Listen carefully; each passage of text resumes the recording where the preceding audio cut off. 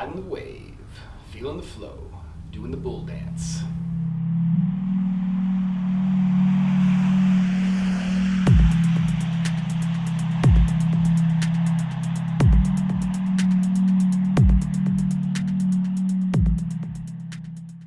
This chapter used to be my least favorite chapter, which is really funny to me because it's such a good chapter. It starts off talking about a little bit more on pendulums, how each pendulum is potentially destructive. So we sort of have to negotiate, we sort of have to figure out how we're going to interact with these energetic information structures. He talks about them at the beginning and how literally anyone, even though the gym might seem like a good place for you to go and work out, there's still this set of rules, there's still these standards that are imposed upon you by being a part of that group. Now that doesn't necessarily make it a bad thing, it's just interesting to keep in mind that it's potentially destructive. It will potentially take away your individuality, your energy, your ability to choose if you allow it to do so, okay? Those hooks of the pendulum, as he calls it, are basically provoking a specific response from us. So understanding that, we want to disengage from that response that is expected and react in a different way, shifting over from what being mindless, basically, being mindless like we're talking about simultaneously and outwitting the devil and just going along with the script, as opposed to disengaging actively and focusing on our own energy, our own individuality, our own power. That is what is going to allow us to get on the wave of fortune. He says, your thoughts are like a boomerang. Your thoughts go out and they also come back, okay? And so that could be on a pendulum, okay? If you are forcing your thoughts onto a pendulum, be it a sports team or some specific idea, some, particular group of people, what have you, okay? Then that is exactly what is going to come back at you. When we think about people who see the worst in a situation and they just get carried away, they're worrywarts, and they just continue to get pulled away by that particular energy, what really generally happens is they begin a descent. And we'll talk about this more coming up. But what we want to do, obviously, is we want to be on like an upward spiral. We want to ascend up in these timelines. And so as much as he says the wave of fortune itself is actually not a wave. It is static, and it is in the space of infinity of the variance over here in this world that is mental, on the other side of reality, okay? Okay? So all of these, this is all information, okay? Ones and zeros over here, okay? It's all information, all of it. So the wave of fortune actually exists in static form in the space of mentality. Everything that is represented mentally beyond the physical material world, right? We talked about that in the first episode. Material reality that we inhabit, and the ideal reality where ideas and mental constructs and all of the energy and all that stuff is all over here. These pendulums truly are over here representing physical things in our third dimensional space, as we talked about last time. So he says that your thoughts are like a boomerang.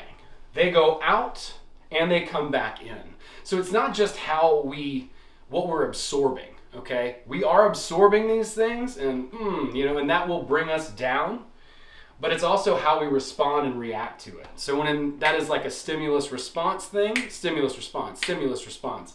You're not even conscious, you're just reacting subconsciously to whatever that stimulus is. And then there you go, and you react, and you're just actively giving your energy away.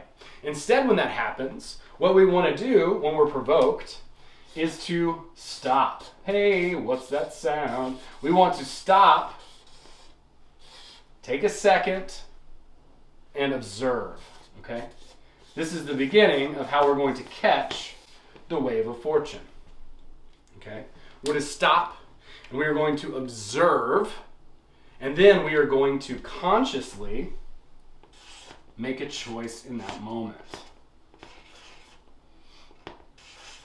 This is the beginning, really, of choosing, okay? Like I said before, it's like, well, I choose $1 million in my soulmate. Okay, great. Yeah, fantastic. $1 million in your soulmate.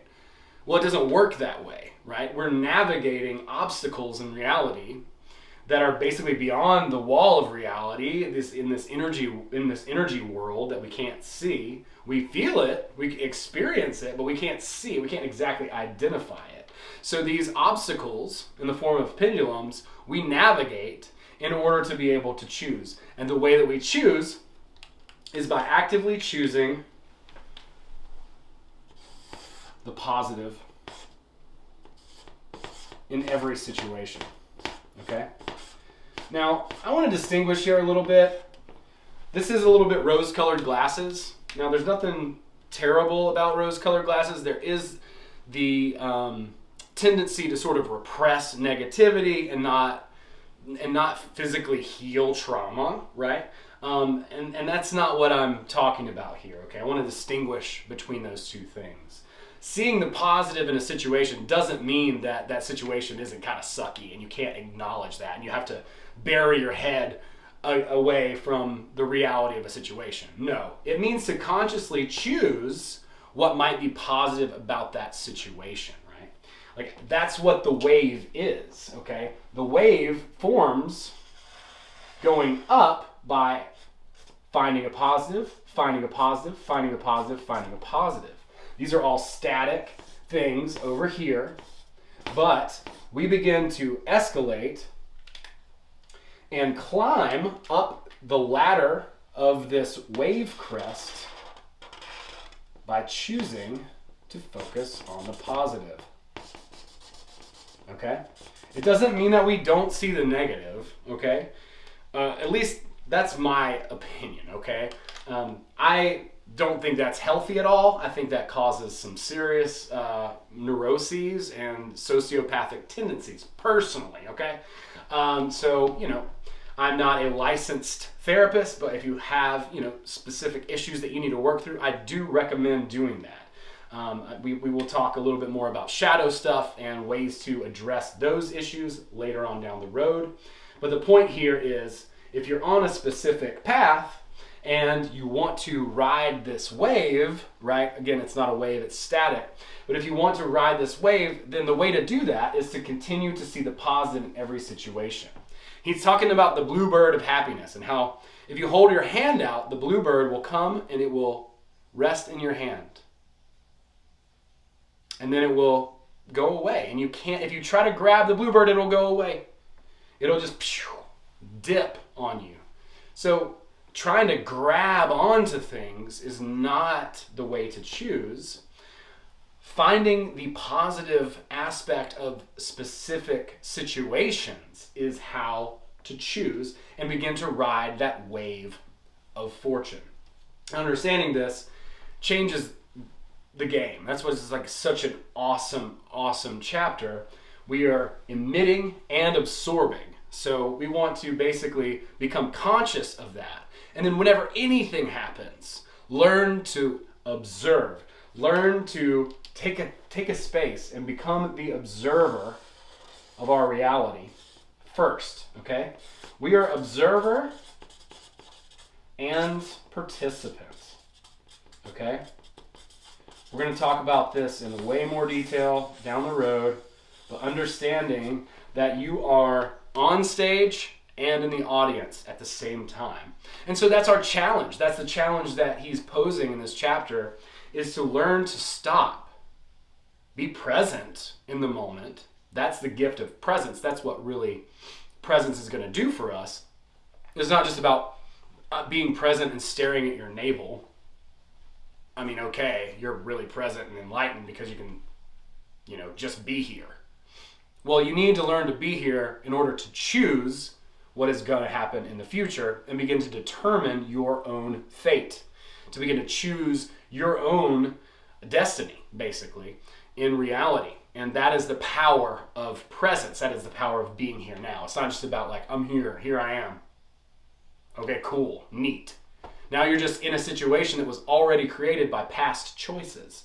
What we need to do is highlight over and over and over again the positive in the situation that we're with, and then we can begin to get on to a path that is basically like an upward spiral, right?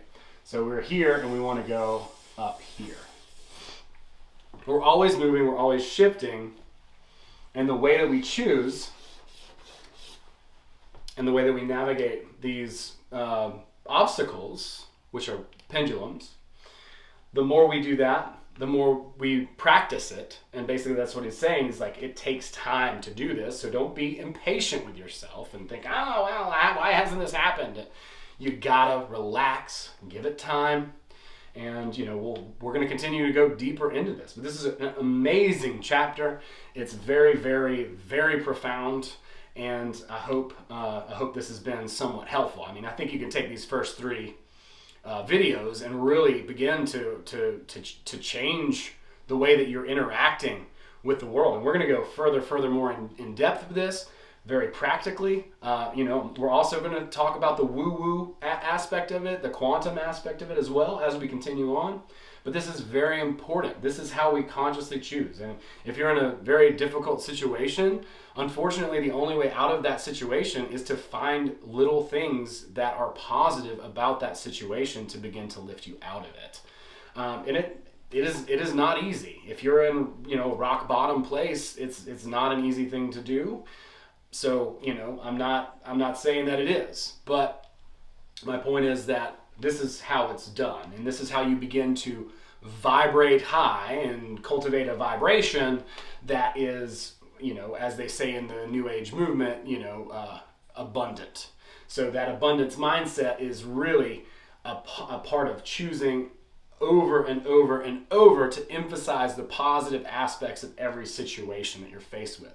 Then you can begin to build an abundant mentality, and then everything starts to come more easily as a result of that. So I hope you have enjoyed this. I hope it's shed some light. Please check out my links in the description. Please subscribe to me on other places. I'm very happy to be in on other platforms. Thanks to my friends at Content Safe. They're amazing. Also, please check out my website. I've got a book on really becoming your most authentic self that you can get absolutely free on my website, bootsy.greenwood.com. I'm on Patreon as well. I do a weekly podcast.